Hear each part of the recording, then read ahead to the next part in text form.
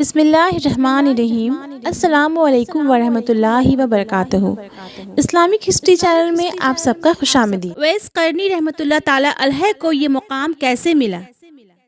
ایک بزرگ گزرے ہیں حضرت اویس قرنی رحمۃ اللہ تعالی علیہ۔ یہ تابعین میں سے تھے۔ نبی صلی اللہ تعالی علیہ وآلہ وسلم کا زمانہ پایا اور یہ اکیلے اپنی والدہ کی خدمت کرنے والے تھے۔ ایک موقع پر والدہ سے انہوں نے اجازت مانگی کہ میں نبی صلی اللہ تعالی علیہ وآلہ وسلم کا دیدار کروں۔ نبی صلی اللہ تعالی علیہ وآلہ وسلم کے دیدار کی اجازت مل گئی، مگر والدہ نے کہا، بیٹا خدمت کرنے والا پیچھے کوئی دوسرا نہیں، تم جلدی لوٹ آنا۔ مدینہ طیبہ آئے۔ اللہ تعالیٰ کی شان، نبی صلی اللہ تعالی علیہ وآلہ وسلم اس وقت سفر پر تشریف لے گئے تھے۔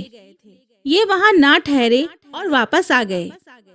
جب نبی صلی اللہ تعالی علیہ وآلہ وسلم واپس تشریف لائے تو آپ صلی اللہ تعالی علیہ وآلہ وسلم کو بتایا گیا کہ اس طرح کا ایک بندہ آیا تھا، ملاقات کرنا چاہتا تھا، زیارت کرنا چاہتا تھا، مگر چونکہ آپ نہیں تھے، ان کو واپسی کی جلدی تھی، وہ واپس چلا گیا۔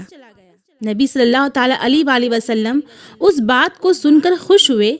چنانچہ کتابوں میں لکھا ہے کہ نبی صلی اللہ تعالی علیہ وآلہ وسلم نے اپنا ایک جبہ حضرت عمر رضی اللہ تعالی عنہ اور حضرت علی رضی اللہ تعالی عنہ کے حوالے فرمایا اور کہا کہ اس بندے کا نام اویس ہے، قرن قبیلہ کا ہے، میرے اس جبے کو لے جانا اور جب وہ پہنے تو اسے کہنا کہ میری امت کی بخشش کی وہ دعا کر دے۔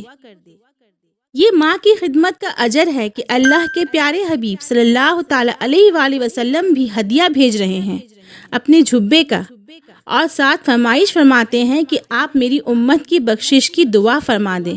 سبحان اللہ۔ امید کرتی ہوں آپ کو میرا یہ ویڈیو پسند آیا ہوگا۔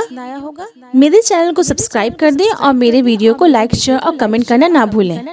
ملتی ہوں اپنے نیکسٹ ویڈیو میں۔ اللہ حافظ۔